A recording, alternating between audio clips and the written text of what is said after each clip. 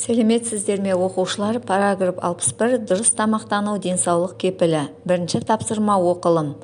Мәтінді оқып, академиктің таңғы асы мен өздеріңнің таңғы аста тұтынатын тағамдарыңды салыстырып, ерекшелігі туралы айтыңдар. Академик Шармановтың сұхбаты. Төрегелді аға, жуырда елбасының бастамасымен отандық өнімді қолдайық атты акция бастау алды. Осы ретте Қазақ тағамтану академиясы қандай шараларды қолға алып жатыр? Биыл Астананың жанында 230 шақырымдай жерде неміс технологиясы бойынша қымыз шығаратын зауыт салынып бітуі керек. Мамыр айында 300-дей бие әкелуді жоспарлап отырмыз. Қымыздың құрамындағы ақуыз сиыр сүтіне қарағанда жұмсақ келеді. Пісірілмеген, пастерленбеген шикі сиыр сүті көпке шыдамайды. Қымызды қайнатуға да пастерлеуге де болмайды. Оны біздің ата-бабамыз әуелден білген. Біз осы өзімізде бар ерекшелікті пайдалануымыз керек. Биыл біз жылқы майының сүтінің негізінде 10, ал экспоға қарай 20 шақты пайдалы тағам түрін жасап шығаруды жоспарлап отырмыз. Жас шағыңызда ауылда қымызды жиі ішкеніңізді айттыңыз. Дүкендерде сатылатын қымыздың сапасы сол ауылдағы қымызға сәйкес келе ме? Иә, жас кезімде қымызды көп ішетінмін. Әлі күнге шейін қымыз ішемін. Жеңгелеріміз тізесін бүгіп биені сауып жатқан кезде қызығатынмын. Жеңгелерім керемет сұлу болып көрінетін. Жанында құлын тұр. Ондай көріністі табиғатта кездестіргенде кеудемді қуаныш кернейді. Қазірге дейін жылқыларды көргенде жүрегім дір етіп керемет бақытты сезімде боламын. Біз осындай игілікті пайдалануымыз керек. Пепси, кола, кока-кола ішкеннен гөрі қымыз ішіңіз. Енді жаңағы сауалға келейін. Бүгінгі таңда қымыз бөлек не? Кім қалай жасайды? Бір Құдайдың өзі біледі. Сондықтан да біз қазіргі таңда қымыздың дәмі, құрамы және сапасы бойынша стандарт жасауды қолға алдық. Иә, кейбір жерлерде артық қоспасы жоқ таза қымыз кездесіп жатады. Жасыңыз 80-нің сеңгірінен асса да 80 минут бойы тік тұрып дәріс оқыдыңыз. Еш шаршағандық та білінбейді. Керісінше жастармен әңгімелесіп, тағы да 80 минут бойы дәріс оқуға барсыз.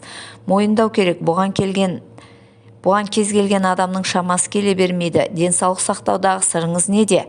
Күнде бассейн шомыламын, 30 минуттай жаттығу жасаймын. Ол бала кезімнен қалыптасқан дағды. Тамақ мәзіріне келер болсақ, таңғы асқа үнемі көкөніс жеймін, шай ішемін.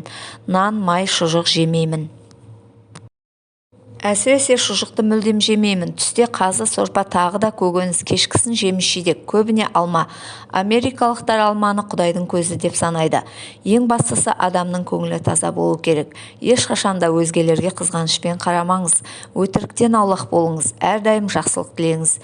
Келелі әңгімеңізге, кеңесіңізге көп рахмет аға. Сұхбаттасқан Қаламқас Нұрмақова. Әдеби тіл нормалары. Демеулік шылау. Демеулік шылау сөзге немесе сөйлемге күшейту, тежеу, шектеу, сұрау, болжалдық, күмән, нақтылау мәнін үстейді. Демеуліктер сөзге не сөйлемге үстейтін мағынасына қарай 6 түрге бөлінеді. Сұраулық демеуліктер маме, бабе, папе, мме, бб, пп. Мысалы, барасың ба, барамысың, келесің бе, келемісің.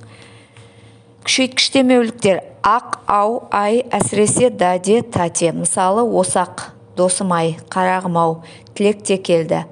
Шектік, тежеу демеуліктері ғана, қана, тек. Мысалы, тек қана, сен ғана. Болжалдық демеуліктер мыс, міс. Мысалы, болыпты мыс, өмір сүріпті міс. Болымсыздық немесе қарсы мәнді салыстыру демеуліктері түгіл, тұрсын, тұрмақ. Мысалы, ол түгіл, сен тұрмақ. Нақтылау мәнді демеуліктер қой, ғой, д, т, т. Мысалы, сол ғой, айтқанды, көргенді. Екінші тапсырма. Мәтіндегі демеулік шылауларды табыңдар. Сөзге немесе сөйлемге қандай мән үстеп тұрғанын анықтаңдар. Мұнда даде демеулігі өзі тіркескен сөзіне күшейту мәнін үстеп тұр. Қайнатуға да, пәстерлеуге де, тағы да. Ме өзі тіркескен сөзіне сұрау мәнін үстеп тұр. Сәйкес келе ме? Үшінші тапсырма жазылым. Академиктің сұхбаты туралы өз ойларыңды қосжазба күнделігі арқылы жазыңдар. Үзінді. Жас кезімде қымызды көп ішетінмін. Әлі күнге шейін қымыз ішемін. Академик қымыздың адам денсаулығына пайдалы екенін түсініп, сондықтан көп ішеді. Күнде бассейнге шомыламын, 30 минуттай жаттығу жасаймын. Мұнда кейіпкердің суда жүзудің адам денсаулығы үшін пайдасы мен жаттығудың пайдасын біліп, өз денсаулығы үшін айналысқаны көрініп тұр. Таңғы асқа көкөніс жеймін, май нан шұжықты жемеймін. Түсте қазы сорпа, тағы көкөніс, кешкісін жеміс-жидек, көбіне алма. Сонымен қатар дұрыс тамақтану да денсаулық кепілі бола алады.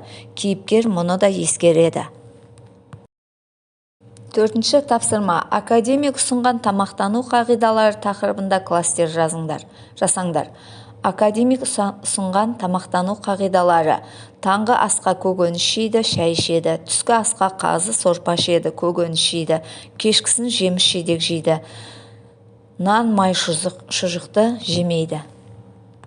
Бесінші тапсырма. Қазақ әдебиеті пәнінен өтетін шығармаларыңнан демеулік шылаулары бар 6 мысал тауып жазыңдар. Кәпір қырыс тағы емес пе? Мұнда сұраулық демеулігі. Бұлар айналдырып жүрген елдер малын шашау шығармай, көзден таса қылмай, қия бастырмай-ақ сақайған сияқты. Мұндағы ақ демеулігі күшейткіш демеулігі. Қасында көлеңкесі ғана жүр. Мұнда ғана демеулігі шектік, яғни тежеу мәнді демеулік. Жамал орнынан тұрмақ түгіл қозғалуға да шамасы келмеді. Мұндағы түгіл демеулігі болымсыздық демеулігі. Ел ішінде Тамара немістерге көмектесіп жүреді, мыс деген өсек тарапта кеткен еді. Мұндағы мыс демеулігі болжалдық демеулікке жатады. Не болғанын көру үшін барғанды. Мұнда нақтылау демеулігіне жатады.